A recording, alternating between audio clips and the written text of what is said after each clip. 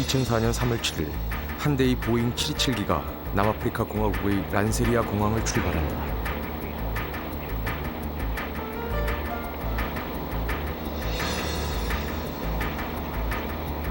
당시 이 비행기에는 64명의 승객들이 타고 있었다.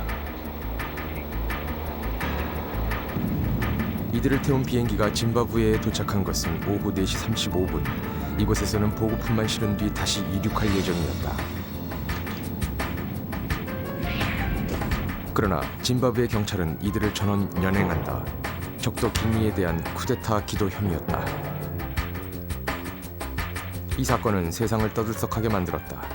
불과 70여 명의 용병만으로 한 나라의 정권을 바꾸려고 했던 영화 같은 사건이었기 때문이다. was detained on Sunday night at around 7:30 p.m. at Harare International Airport after its owners had made a false declaration of its cargo and crew.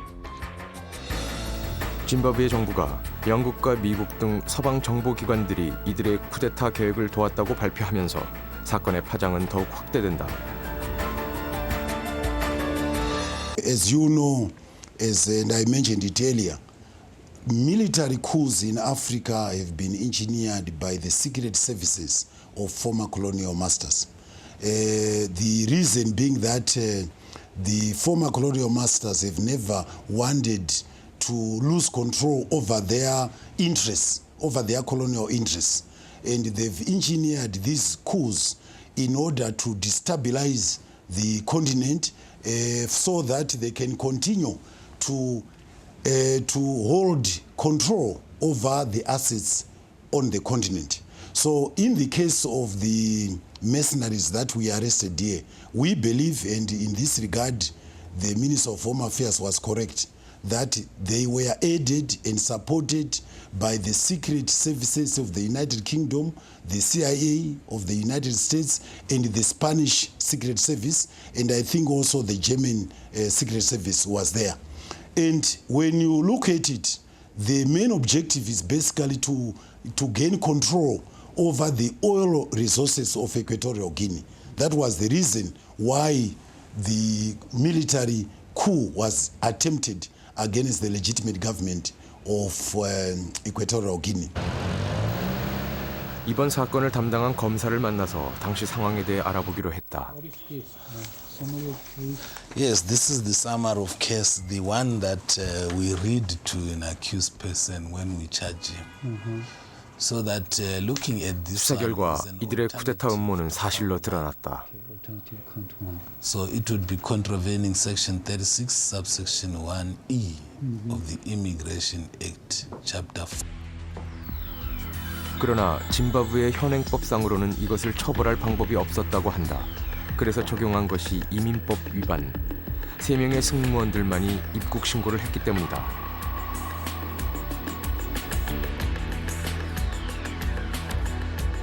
또한 용병들보다 먼저 도착해 무기를 구입했던 주모자들에 대해서는 불법 무기에 관한 법이 적용되었다. In their case, they did not have the firearm certificate. Therefore, obviously, what they were doing was unlawful.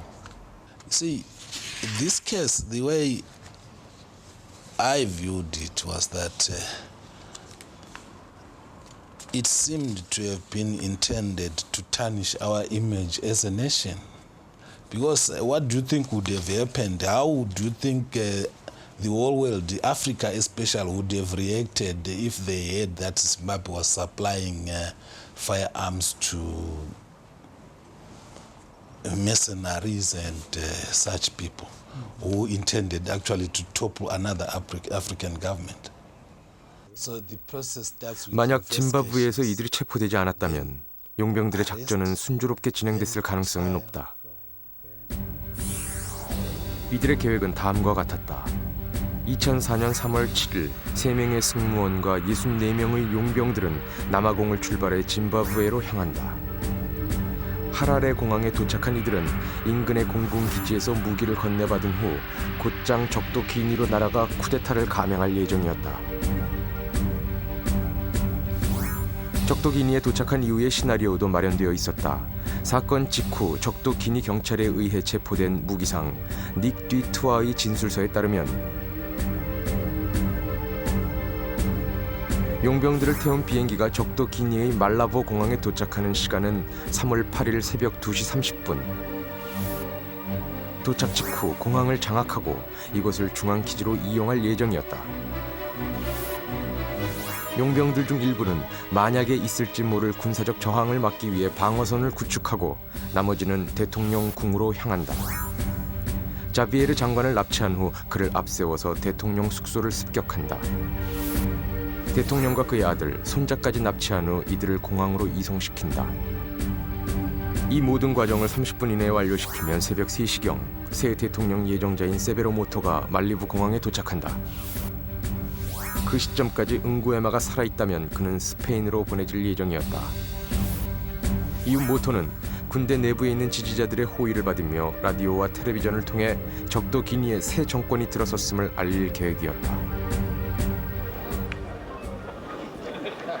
쿠데타 계획이 실패로 돌아간 뒤 64명의 용병과 비행기 승무원 그리고 주동자인 사이먼 만 등은 짐바브웨 법정에 서게 된다. 그러나 대부분의 용병들은 쿠데타 계획은 전혀 몰랐으며 자신들은 콩고에 있는 광산 경비를 제의받은 것이라고 주장한다.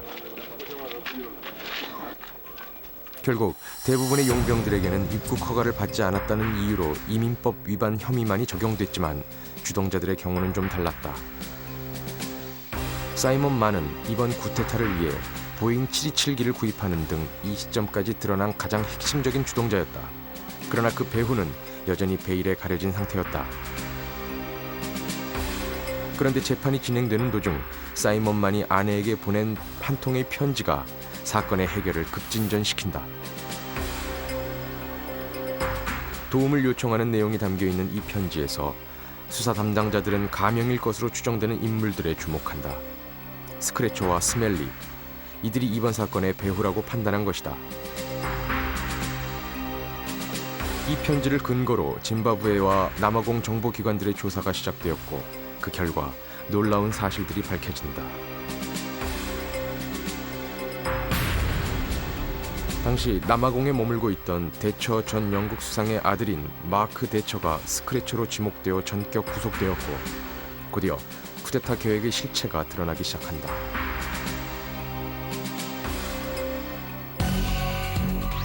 최종적으로 밝혀진 사건의 실체는 충격적이다. 영국의 베스트셀러 작가인 제프리 아처경과 석유부호 엘리 카릴, 마크 대처 등이 적도 기니의 석유 사업과 관련된 이권을 노리고 자본을 댔으며 실제 집행을 위해 영국 SAS 장교 출신이자 전설적인 용병 기업 EO의 관계자였던 사이먼 만을 100억 원에 고용한다. 사이먼 만이 용병들을 모아 적도 기니의 현 대통령인 응구에마를 몰아내면 스페인의 망명 중인 제야 인사 세베로 모토를 대신 권좌에 올린다는 시나리오였다.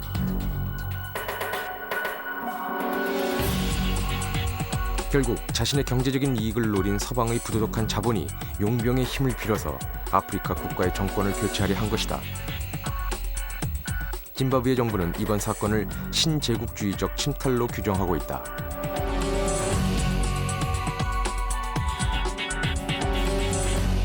And what I'm happy about the action that the Zimbabwean government took in arresting these mercenaries was that we have sent a signal to the Western intelligence services that this sort of thing cannot go unpunished, that they can no longer have free reign on our sovereign states. And I hope that that message will reach home.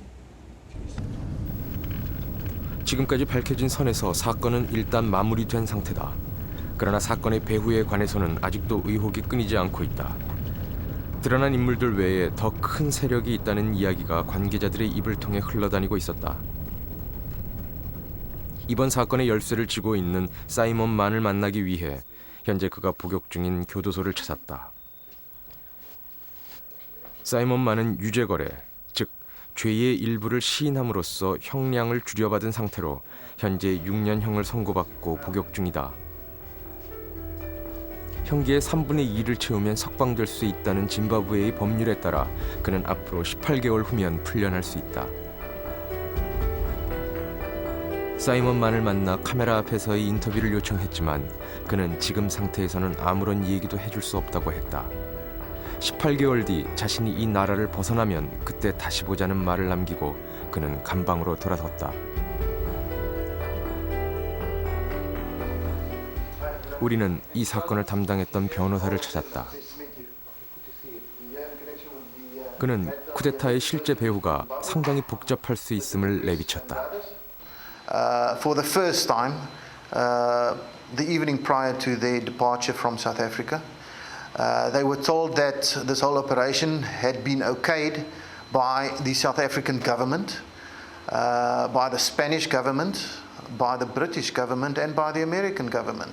They had also been told that the officers of the National Director of Public Prosecutions, who at that stage was Mr. Bulelani Muka, that his officers had been approached, that his officers had been informed about this operation, and that he had given the green light, that he had given the go-ahead for this operation. Furthermore, they were told that Mr. Mbeki, the president, has indicated that he's looking forward to meeting the new president of Equatorial Guinea once he's been put into place.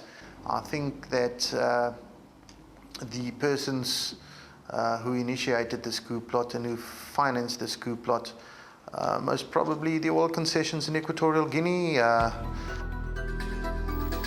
적도 기니는 중앙아프리카의 서쪽에 위치한 인구 50만의 초민이 국가로 국토 면적이 남한의 8분의 1에 불과하다.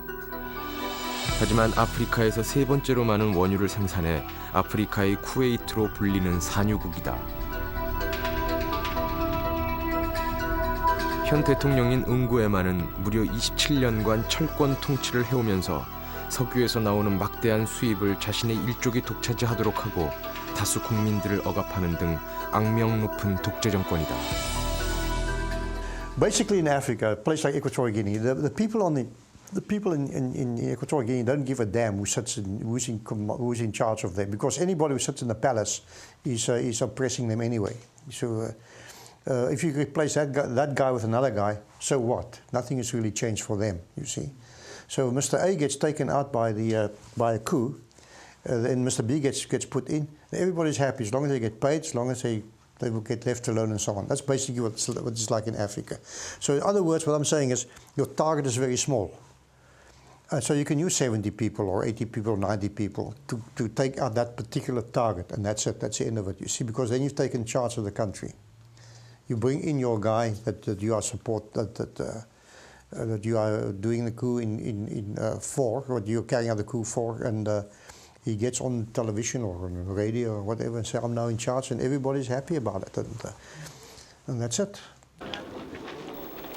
전문가들은 용병들이 무사히 적도 기니에 잠입했다면 쿠데타가 성공했을 가능성이 높다고 지적한다. 용병들 대부분이 이 분야 최고의 전문가들이었고 상대는 국민들의 지지를 받지 못하는 불량 정권이기 때문이다.